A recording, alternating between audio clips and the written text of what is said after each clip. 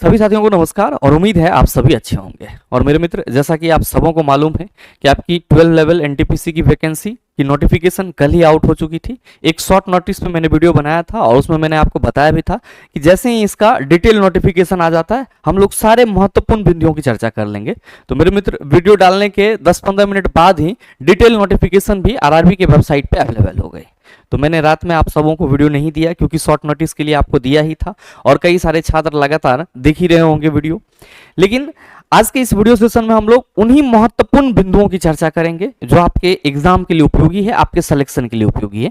क्योंकि अभी से आपको लगातार सैकड़ों वीडियो ऐसे मिलेंगे जहां पे अलग अलग चीजें आपको बताई जा रही होगी, लेकिन जो मूल बातें हैं उसको आप सबों को ख्याल रखना है और मेरे मित्र उसी के हिसाब से आपको प्रिपरेशन करना है। न तो बहुत ज्यादा आपको तार के पेड़ पे चढ़ जाना है और न ही वहां से गिरने के बाद खजूर पे अटकना है। जो अपनी कांस्टेंट पढ़ाई है उसको जारी रखनी है और मुझे उम्मीद है कि अगर आप ढंग से अपने लक्ष्य के प्रति समर्पित हो तो मेरे भाई आप सबों को आपका लक्ष्य भी जरूर मिलेगा। बहरहाल मेरे मित्र, देख लेते हैं हम लोग कि नोटिफिकेशन क्या है और इसके कुछ महत्वपूर्ण बिंदु क्या हैं, इसके एग्जाम पैटर्न क्या रहने वाले हैं, इन सब चीजों को। लेकिन उससे पहले आपकी जानकारी के लिए बताना चाहूंगा कि पीवाईक्यू का प्रैक्टिस आपके लिए मस्ट है। तो आप एनटीपीसी का प्रिपरेशन कर रहे हैं तो मेरे मित्र एनटीपीसी के जो प्रीवियस ईयर क्वेश्चन है उसका एनालिसिस जरूर कीजिएगा। और अगर आप खास करके एनटीपीसी की बात कर रहे हैं तो ये किरण पब्लिकेशन की जो आपका सीबीटी 1 का 2 वॉल्यूम में बुक है, ये आपके लिए बेहतर होगा। अगर आप इससे एनालिसिस करते हैं तो बहुत सारी चीजें जो रेलवे के एग्जाम पैटर्न के हिसाब से वो आपको पता चलेगा। तो मेरे मित्र, टॉपिक शॉर्ट करने में आपको आसानी होगी। बहरहाल हम लोग सीधे सीधे चर्चा करेंगे किसकी सर, अपने CN 6 2024 की, यानी कि सेंट्रल एम्प्लॉयमेंट नोटिफिकेशन 6 2024 किसके लिए है? Non tech popular category under graduate post. मेरे मित्र, ये +2 के छात्रों के लिए है और आप कह सकते हो कि इसकी जो एलिजिबिलिटी यानी कि योग्यता रहने वाली है वो +2 आप कहेंगे या फिर समकक्ष। ध्यान दीजिएगा कि इस एग्जाम के लिए जो आपका फॉर्म स्टार्ट होना है मेरे मित्र, वो आपका डेट ऑफ पब्लिकेशन जो है वो आपका 20/9/2024 और जो फॉर्म स्टार्ट होगा वो आज से आपका संभवतः हो चुका होगा 21/9/2024। और ध्यान में रखेंगे कब तक आप डाल सकते हैं, मतलब डाल सकने का मतलब क्या हुआ, रजिस्ट्रेशन आप कब तक कर सकते हैं? 20 अक्टूबर तक कर सकते हैं। अब ध्यान देंगे कि date for fees payment after closing date, आपने रजिस्ट्रेशन कर दिया, किसी कारण से पेमेंट नहीं हो रहा है तो मेरे मित्र 21 से 22 अक्टूबर के बीच में अगर आपने रजिस्ट्रेशन करा है तो आप पेमेंट कर सकते हो। वही कहा जा रहा है कि date for fees payment after closing date, मतलब क्लोजिंग डेट के बाद आप फीस पेमेंट 21 से 22 के बीच में कर सकते हो। Date for modification window for correction in application with payment of modification fee, details field in create an account form and choose an RRB can not be modify. ध्यान में रखिएगा, बहुत सारे छात्र यहां दिक्कत करते हैं और बाद में कहते हैं कि गुरुजी करेक्शन में क्या हमें यह मौका मिलेगा? आप अपने जो भी डिटेल फॉर्म में सबमिट करेंगे सब के सब आपका जो क्लास 10th का सर्टिफिकेट है उसके अनुसार होना चाहिए, ताकि बाद में आपको डॉक्यूमेंट वेरिफिकेशन में आपके लिए सर सहूलियत हो। और दूसरी चीज, आप अपने आधार कार्ड में जो नाम वगैरह है, चाहे वो मदर नेम हो, फादर नेम हो, इस पे विशेष गौर फरमाइएगा। कई सारे छात्रों का लगातार ये शिकायत रहता है। तो यहां पे जब आप अपना रजिस्ट्रेशन कर रहे हो, हालांकि तो बहुत सारे छात्रों ने अपना रजिस्ट्रेशन कर लिया होगा, उसको तो कोई दिक्कत नहीं है, लेकिन जो नए छात्र होंगे जो रजिस्ट्रेशन करेंगे उनके लिए एक हिदायत है कि जब भी आप अपना रजिस्ट्रेशन करेंगे, अपना अकाउंट बना रहे हैं, तो वहां पे अपने सारे बेसिक डिटेल्स जो हैं क्लास 10th स्टैंडर्ड के अनुसार ही भरिएगा। आधार कार्ड पे अपने फादर का नेम जो है वो मैच जरूर कर लीजिएगा, क्योंकि कई सारे छात्रों को लगातार ये इशू रही है। और ये जो मॉडिफिकेशन होगा उसके लिए सर जो डेट है आपका 23 से लेकर के 1/11/2024, यानी कि 23 अक्टूबर से 1 नवंबर के बीच में आप क्या कर सकते हैं? मॉडिफिकेशन कर सकते हैं। ठीक है, याद रखिएगा, detailed field in create an account form and choose an RRB can not be modify. यहां पे आप जो मॉडिफिकेशन में जाएंगे आप सोचेंगे कि जो हमने डिटेल दिया है अकाउंट क्रिएट करते वक्त वो चेंज कर लें या जो आरआरबी सेलेक्ट करा है वो चेंज कर ले, तो वो नहीं हो पाएगा। तो ये चीज ध्यान से करिएगा। साथ में जो भी डाटा भरिएगा वो 10th के अकॉर्डिंग भरिएगा। नेक्स्ट मेरे मित्र, जो सबसे बड़ी एक कौतूहल है कि गुरुजी इतनी वैकेंसी जो है वो ऊंट के मुंह में जीरा का फोरन है, तो बिल्कुल ही ये बात सत्य है मेरे मित्र। और मैं ये चीज आज से नहीं, लगभग सभी वैकेंसीज के बारे में बोलते आया हूं। लेकिन बच्चा गलती करते हैं और आप लोग भी गलती करेंगे। बहुत सारे छात्र ऐसे होते हैं कि कम वैकेंसी के डर से वो फॉर्म नहीं डालते हैं। लेकिन मेरे मित्र, अगर आप प्रिपरेशन कर रहे थे, पहले भी मन बना चुके थे, तो आपको फॉर्म डालना चाहिए। आपने पीछे ALP का जो स्थिति हुआ है, परिवर्तन आप सभी ने देखा, टेक्नीशियन का जो परिवर्तन हुआ है आप सभी ने देखा। तो मेरे मित्र संभवतः आप ये मान के चल सकते हो कि अगर आप भविष्य में ऐसा कुछ होता है तो आपको एनटीपीसी में भी सीट की बढ़ी हुई संख्या देखने को मिल सकती है।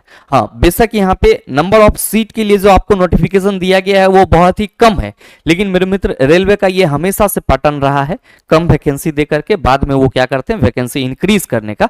तो थोड़ा सा भविष्य के अनुरूप सोचते हुए भी अगर आप फॉर्म डालना चाहते हैं तो डाल दीजिएगा, बहुत ज्यादा आपका पैसा नहीं जाएगा और 200-500 रुपया अगर रोजगार के प्रयास में चला भी जाए तो कोई बहुत बड़ी बात नहीं होती है।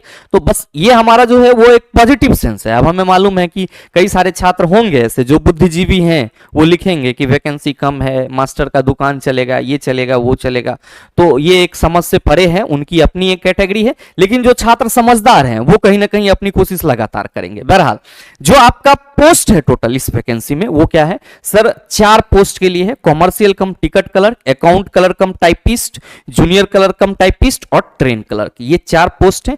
और ये चारों ही पोस्ट में सिर्फ और सिर्फ एक पोस्ट आपका लेवल 3 का है, बाकी का तीनों आपका लेवल 2 है, ध्यान में रखिएगा। अब इसके लिए जो आपका एज रिलैक्सेशन की बात है तो उसमें 3 साल की छूट दी गई है, ठीक है, जो कोविड-19 पेंडेमिक का आपको हर एक वैकेंसी में मिल रहा है वो यहां पे भी आपको देखने को मिलेगा 3 साल का छूट, ठीक। अब ध्यान दीजिएगा इन सभी पोस्ट के लिए मेडिकल स्टैंडर्ड जो कि जरूरी है आप सभी छात्रों के लिए, कॉमर्शियल कम टिकट क्लर्क इसका मेडिकल स्टैंडर्ड B2 है और अकाउंट क्लर्क कम टाइपिस्ट और जूनियर क्लर्क कम टाइपिस्ट दोनों के लिए C2 और ट्रेंस क्लर्क के लिए जो आपका मेडिकल स्टैंडर्ड है वो A3 है। और रही बात इसके हम पदों की बात करें तो जो आपका कॉमर्शियल कम टिकट क्लर्क है इसके लिए 2022 पदों की संख्या है, ठीक है, 2024 चल रहा था, इनको 2024 कर देना चाहिए था, ठीक है। और अकाउंट क्लर्क कम टाइपिस्ट जो है वो सर 361 है और उसके बाद जूनियर क्लर्क कम टाइपिस्ट 990 और ट्रेन क्लर्क की जो पद है सबसे कम 72। अब महत्वपूर्ण बात यह आ जाती है कि गुरुजी इसका जो मेडिकल स्टैंडर्ड होता है वो कैसा होता है, तो ध्यान दीजिएगा कि A3, B2 और C2 तीनों ही मेडिकल स्टैंडर्ड का जो कैटेगरी है वो आपको यहां पे दर्शाया गया है। जनरल फिटनेस की बात करें A3 के लिए तो physically fit in all respect, अब वही चीज आपको B2 C3 में भी जनरल फिटनेस चाहिए, आप हर तरीके से फिजिकली फिट होना चाहिए। अब विजुअल एक्टिविटी की अगर आप बात करेंगे तो A3 के लिए डिस्टेंस विजन आपका 6/9 विद और without glass, power of lenses not to exceed 2D, मतलब 2 डायोप्टर से ज्यादा नहीं होना चाहिए। अब नियर विजन में SN 0.6 विद और without glass and must pass test for colour vision, binocular vision, night vision and myopic vision, ठीक है। तो ये आपका A3 के लिए है। B2 की अगर हम बात करें तो डिस्टेंस विजन में 6/9 6/12 विद और without glass, power of lenses not to exist 4 dioptre, यानी कि 4 डायोप्टर से यहां पे ज्यादा नहीं होना चाहिए। नियर विजन में SN 0.6 विद और विदाउट ग्लास, व्हेन रीडिंग और close work is required and must pass test for field of vision, binocular vision, ये चीज ध्यान में रख लीजिएगा। नेक्स्ट अगर C2 की बात करेंगे विजुअली एक्टिविटी में तो डिस्टेंस विजन 6/12, नील विद और without glass, near vision SN 0.6 combine with और विदाउट ग्लासेस, वेयर रीडिंग और क्लोज वर्क इज रिक्वायर्ड। यहां पे आपका जो C2 होगा, C2 मेडिकल स्टैंडर्ड, इसमें आपका बेसिकली ये देखा जाएगा कि पढ़ने वाला और जो क्लोज वर्क है, आंख के नजदीक जो काम होगी उसके लिए आप फिट हैं या नहीं है। तो ये आपका मेडिकल स्टैंडर्ड है। और मेडिकल स्टैंडर्ड जो आपका कॉमर्शियल कम टिकट क्लर्क है उसके लिए B2 चाहिए, ट्रेंस क्लर्क के लिए A3 और बाद बाकी अकाउंट क्लर्क कम टाइपिस्ट और जूनियर क्लर्क कम टाइपिस्ट के लिए C2 चाहिए। नेक्स्ट बात क्या रही सर, इसका एग्जाम पैटर्न सिलेक्शन प्रोसेस क्या होगा, क्योंकि इससे पहले तक ग्रेजुएट लेवल और नॉन ग्रेजुएट लेवल दोनों साथ में आती थी, लेकिन इस बार से अलग अलग आ रही है। ALP टेक्नीशियन पहले साथ होती थी, इस बार ALP अलग होगी, टेक्नीशियन अलग होगी। तो मेरे मित्र जो इसमें मतलब सिलेक्शन प्रोसीजर रखा गया है वो सेम है जो कि आपका ग्रेजुएट लेवल के लिए, इवन सिलेबस भी सेम है, बस जो आपका नाम है वो यहाँ पे अलग कर दिया गया है। और इसके लिए जो पदों की संख्या थी वो छांट करके कम कर दी गई है, ताकि बच्चे जो हैं वो और जो है मतलब हताश होते चले से। आप कई जगहों पे सुनेंगे तो वैकेंसी की संख्या है, आपने पीछे एक मेरी ही वीडियो देखा था जिसमें रेलवे के जो नए चेयरमैन है उनके द्वारा अर्जेंट रिक्वायरमेंट की बात की गई थी, लेकिन जो नए पद पे बहाली मिल रही है वो ऊंट के मुंह में जीरा के फौरन मिल रही है।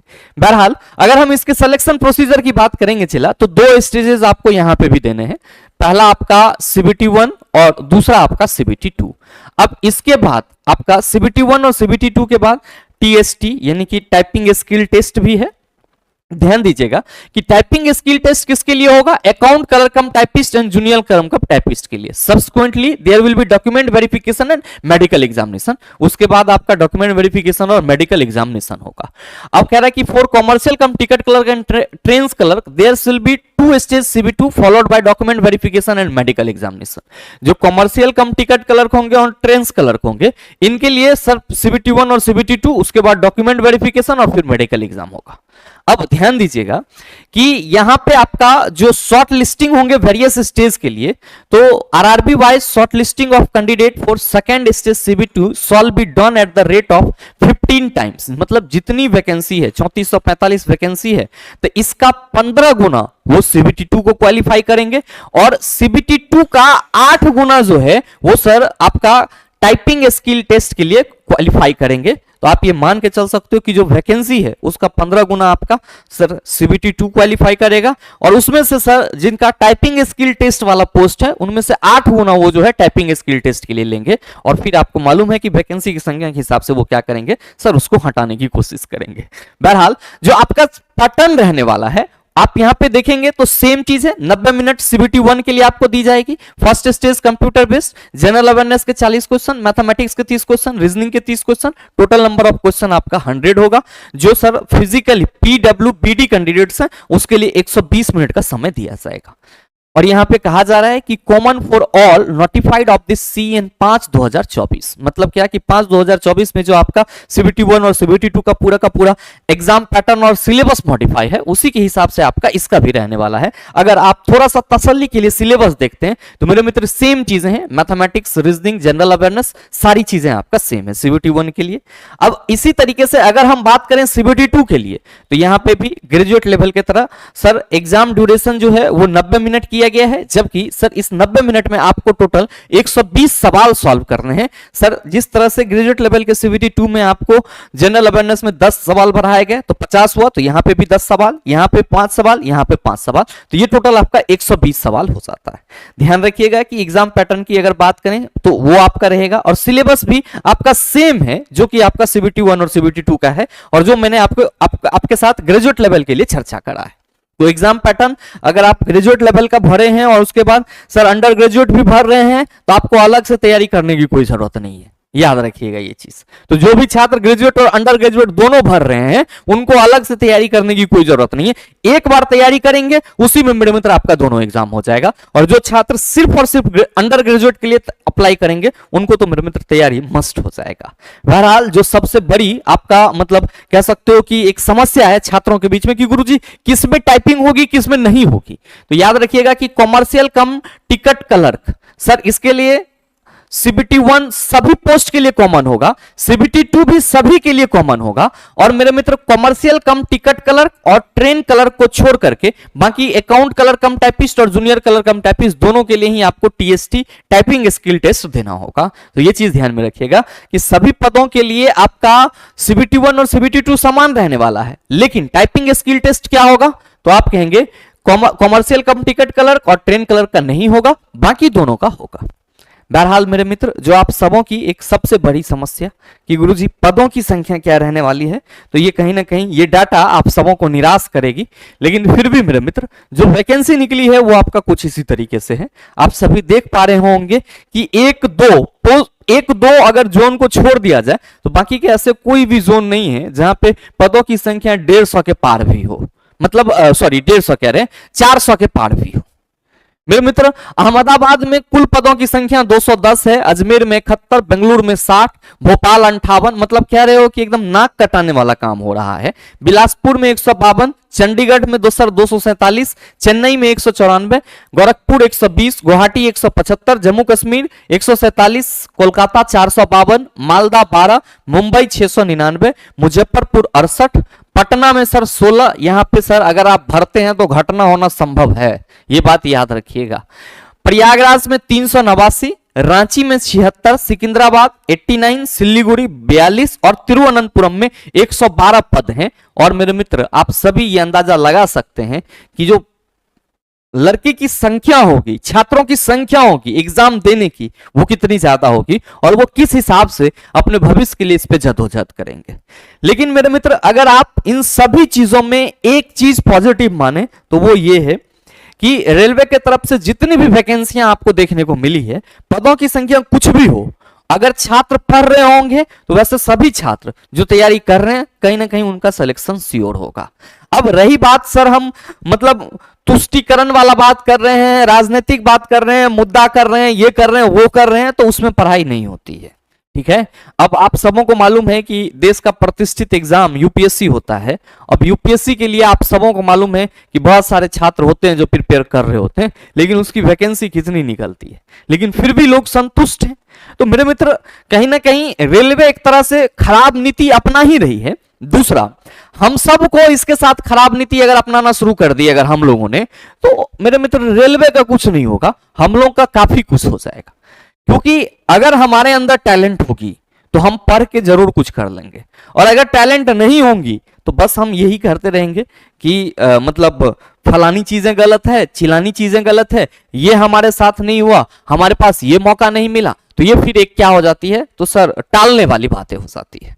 तो जितनी भी आपकी वैकेंसी है अगर उसी में अपने माइंड से, अपने तैयारी से अपने आप को सही जगह पे आप रख पाते हो तो कहीं ना कहीं मेरे मित्र जो सफलता का स्वाद है आप आसानी से चख सकते हो।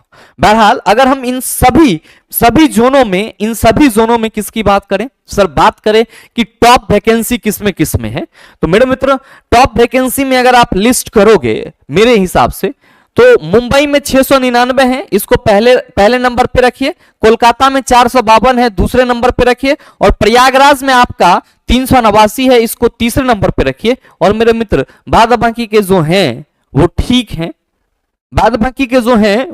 हैं, आप सभी भी देख रहे होंगे। तो सवाल यहां पे ये है कि सर जो हमारा पद रहने वाला है, या जो आप कह सकते हो कि एक फाइट देखने को मिलेगी सर, इस 21 जोन में तो मिलेगी ही मिलेगी, साथ में आपको इस 8 जोन में बेहतर फाइट आपको देखने को मिलेगी छात्रों के बीच में। तो जो आप सबों की एक क्यूरियोसिटी थी कि गुरुजी जो एनटीपीसी 12 लेवल की वैकेंसी आएगी उसका क्या डिटेल रहने वाला है, तो मेरे मित्र डिटेल आपका कुछ इसी तरीके से है। और आप में से किसी भी छात्र को अगर ये लगे कि सर हमें डिटेल पूरा चाहिए तो मैं टेलीग्राम पे पूरा पीडीएफ डाल दूंगा वीडियो के साथ ही, आप वहां से पीडीएफ भी डाउनलोड कर सकते हैं। बहरहाल उम्मीद करते हैं कि ये छोटी सी वीडियो आप सबों के लिए हेल्पफुल रहा होगा। अगर आपके लिए हेल्पफुल रहा है तो वीडियो को लाइक कीजिएगा, ज्यादा से ज्यादा अपने दोस्तों के साथ शेयर कीजिएगा। और हाँ, अगर आप चैनल पर नए हैं तो सब्सक्राइब करके बेल आइकन दबा लीजिएगा ताकि इस तरह के एग्जाम रिलेवेंट वीडियो का नोटिफिकेशन सबसे पहले आपके पास पहुंचे और आप उसको सबसे पहले देख पाओ। मिलते हैं फिर अगले सीजन में, तब तक के लिए best of luck, thank you, have a nice day.